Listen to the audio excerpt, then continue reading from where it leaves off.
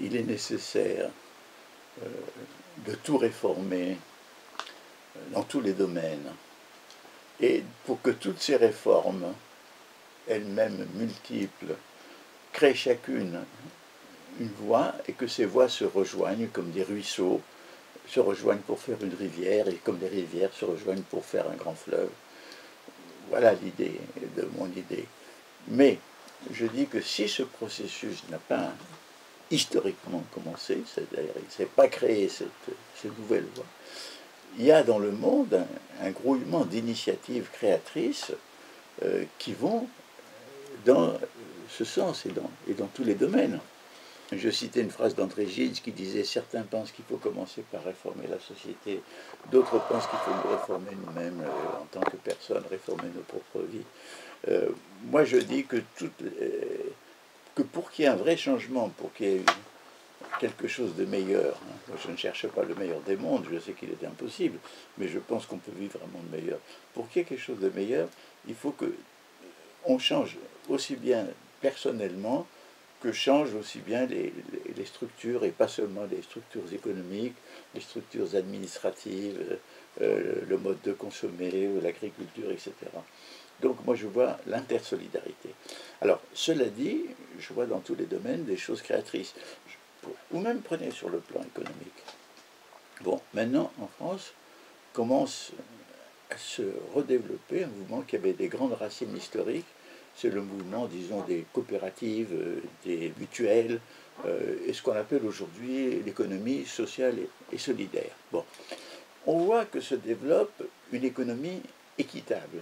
Alors, équitable, c'est d'un côté un commerce équitable pour les producteurs, par exemple, de café du Mexique, les petits producteurs qui suppriment les intermédiaires prédateurs et qui créent un lien avec les consommateurs. D'autre part, peut-être aussi en Italie, vous avez maintenant des maraîchers qui produisent de l'alimentation, des légumes et des fruits, et qui vont les porter toutes les semaines dans un quartier de Paris.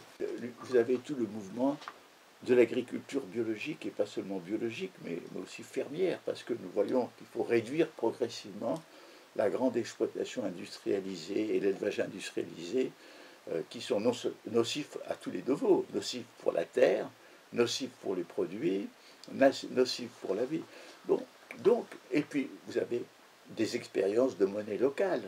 Vous avez donc beaucoup d'expériences sur le plan économique, et on peut dire aussi qu'on peut développer l'idée de l'État investisseur social, c'est-à-dire tout en conservant, si possible, ce qui reste de l'État assistentiel qu'on appelle l'État-providence, c'est-à-dire les mesures de sécurité et de protection des gens, c'est-à-dire l'État ou les instances publiques, comme les régions, etc., peuvent donner des crédits pour que se créent et se développent tous les métiers d'utilité collective qui peuvent avoir un caractère de solidarité.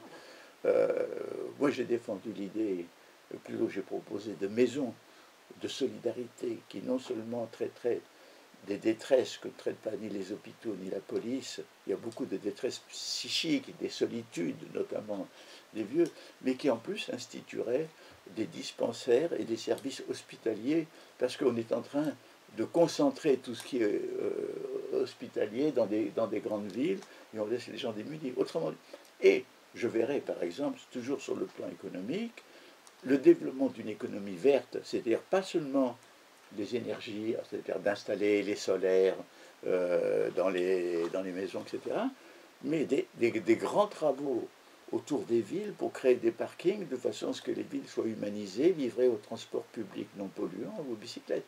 Donc, si vous voulez, on a déjà des perspectives économiques qui valent pour nos pays et qui valent sans doute pour tous les pays, rien que sur ce niveau-là.